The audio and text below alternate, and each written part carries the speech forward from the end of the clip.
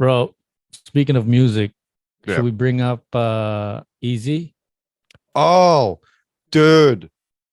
Have you been listening to his recording or Yeah. music?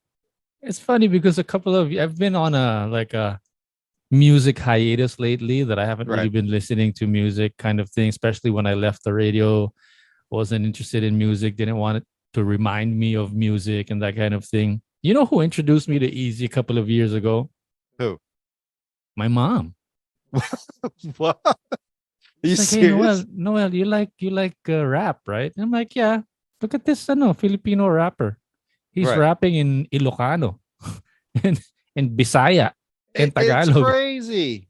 It is crazy. So I've actually known of him until earlier this year. His video just happened to pop up on my YouTube page, right? I think the thing to discuss here is not the talent necessarily, but just the fact that Eminem just dropped it just like that. Like there's no build up to it. There's no teaser. There's no guess who Eminem's going to be signing next. There's no like marketing sort of No, build up to it. just signed him Done. straight up. It's Done. like, Yeah. Here's here's why we signed him. here's a Done. $2 big pen. Sign your paperwork right there, and then boom. I wonder if it was planned or unplanned. Well, I think that's how it happened with 50 Cent as well. Because 50 Cent was discovered by Eminem. Eminem was Mm, discovered by Dre. right, right. So, but I don't. I think it was similar to that. But still, man, to be in the same all of a sudden you're under the wing of Dre and M. Mm. Whew. But I have to give it to him there. This Easy Meal. I mean, it's not like I'm a fan, but now I have to admit I'm a pretty good fan, pretty decent. He's good. I give it to him. Yeah, yeah. I it's almost scary to see that there's so much similarity between him and M though. You Yeah. know how he grew up, the hardships, Yeah. turning his pen into a sword because he's so like did you see the Tony Gonzaga interview? No, I did not. So he was talking about how, he was working like at Burger King or something like that and having a hard time. So he'd like write down all his emotions and stuff and try to get through the day, by writing like on that piece of paper that you use to wrap the bacon Right.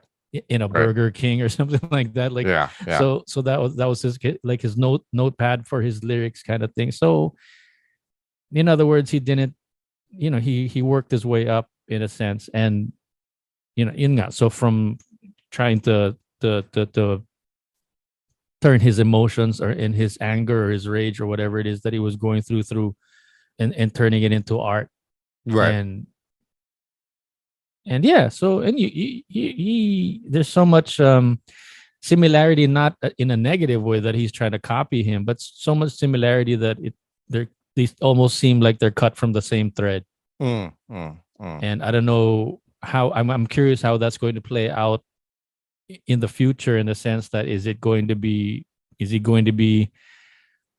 um compared to M so much, Right. like the fact that he's Tisoy, and if he's Filipino, he'd be a little darker. Right.